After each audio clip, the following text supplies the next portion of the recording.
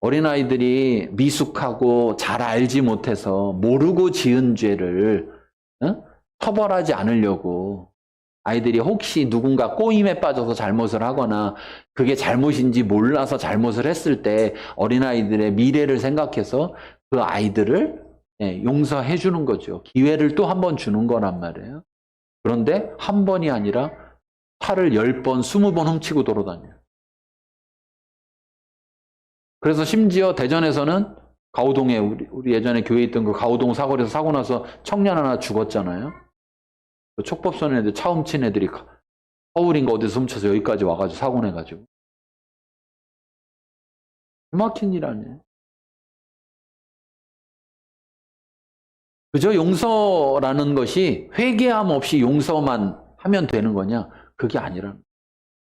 그런데 회개했는데도 용서하지만 않으면 또 어떻게 될까요? 어떻게 되겠습니까?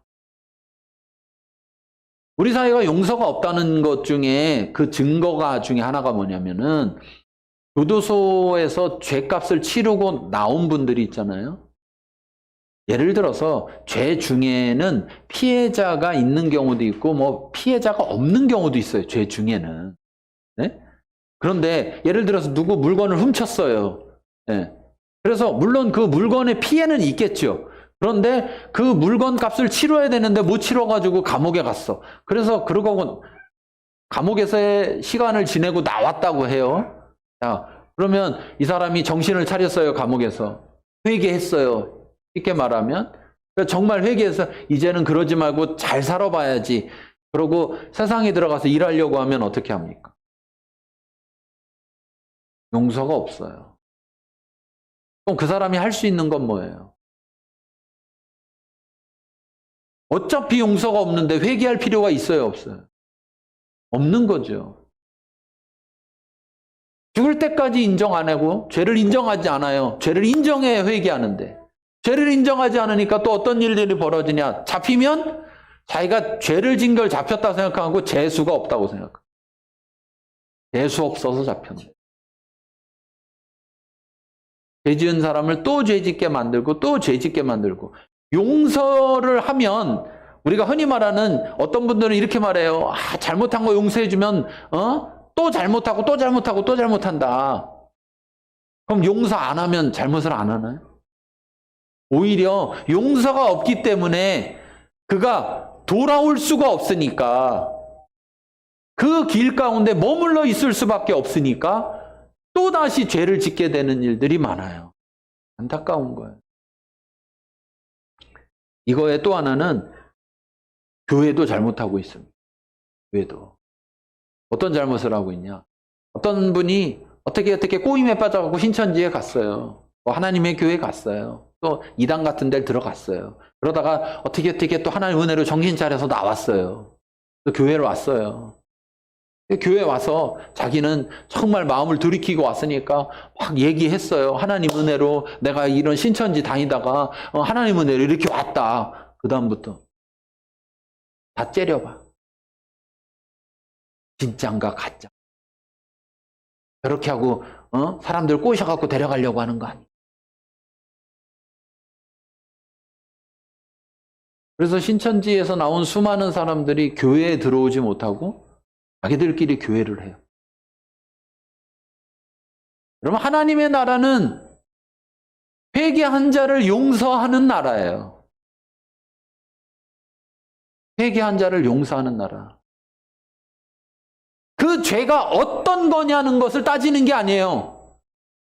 죄가 무슨 죄냐를 따지는 게 아니라 회개를 했느냐 안 했느냐를 따지는 거예요. 그런데 회개를 한다면 용서하는 나라예요. 그렇기 때문에 여러분 회개할 수 있는 힘이 생기는 거예요. 내가 아무리 큰 죄를 졌더라도 내가 또 죄를 졌다 하라도 회개해 주기 때문에 회개하면 용서해 주기 때문에 회개할 수 있는 힘이 생기는 거예요. 그리고 그 용서를 받아본 사람, 그래서 그 죄로부터 자유함을 얻어본 사람이 점점 죄로부터 멀어져 가려고 하게 되어 있어요. 그러나 우리는 연약하니까 또 죄를 지을 수가 있어요. 근데 또 죄를 졌더라도 또 다시 회개하면 용서를 해주는데 어떻게 해주느냐? 히브리서에 하나님 뭐라고 말씀하시느냐면 기억지도 아니하신다. 기억지도 아니하신다. 히브리서 10장 15절에 17절 가운데서 보면 내 법을 그들의 마음에 두고 그들의 생각에 기록하리라. 그들의 죄와 그들의 불법을 내가 다시 기억하지 아니하리라.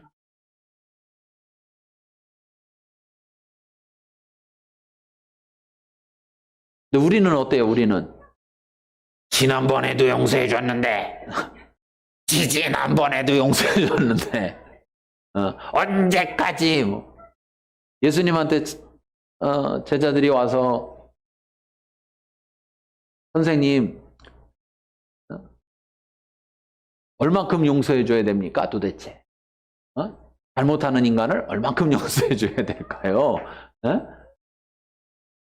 그랬을 때 예수님이 뭐라고 하세요? 70번씩 7번이라도 또 계산하죠. 또 490번에서 지금 10번 깠어. 내가 해줘서 480번 남았어. 두고 보자. 용서인가요? 용서예요? 그 말은 여러분 70번씩 7번이라는 말은 숫자를 말하고 있는 걸까요? 아니죠. 회개를 한다면 용서를 해줘라. 여러분 이 말을 다시 한번 말씀드리면 회개를 한다면이에요. 회개하지 않으면 용서하지 않는 거예요. 그런데 여기서 여러분 아주 놀라운 비밀을 하나 알려드릴 거예요. 이걸 잘 하셔야 돼요. 자, 회개가 먼저일까요? 용서가 먼저일까요? 자, 1번 회개가 먼저, 2번 용서가 먼저. 자, 1번 손 들어보세요. 손 안 드는 분은 다 잘라버릴 거예요. 필요 없는 것 같으니까. 돈 필요 없는 것 같으니까. 자, 회개가 먼저다 1번, 용서가 먼저다 2번. 자, 1번. 자, 내리세요. 자, 2번. 자, 안 올린 분 옆에서 잘라.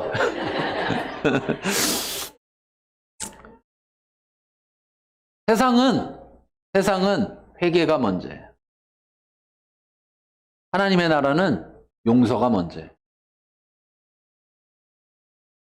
여러분, 용서가 먼저 되지 않으면 절대 용서가 되지 않습니다. 세상은 그래서 이렇게 말해요. 봐서. 진정성이 없어. 그 얘기 해요, 안 해요? 세상은 용서란 말 할 때 꼭 그 말 해요, 안 해요?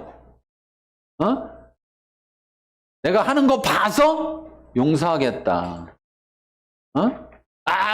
뭐 잘못했다고 하는데 진정성이 안 보인다. 그 진정성이 도대체 뭐야 도대체? 그런데 하나님은요, 우리가 회개하기 전에 먼저 용서하고 계셔요. 왜냐? 그게 사랑이기 때문에.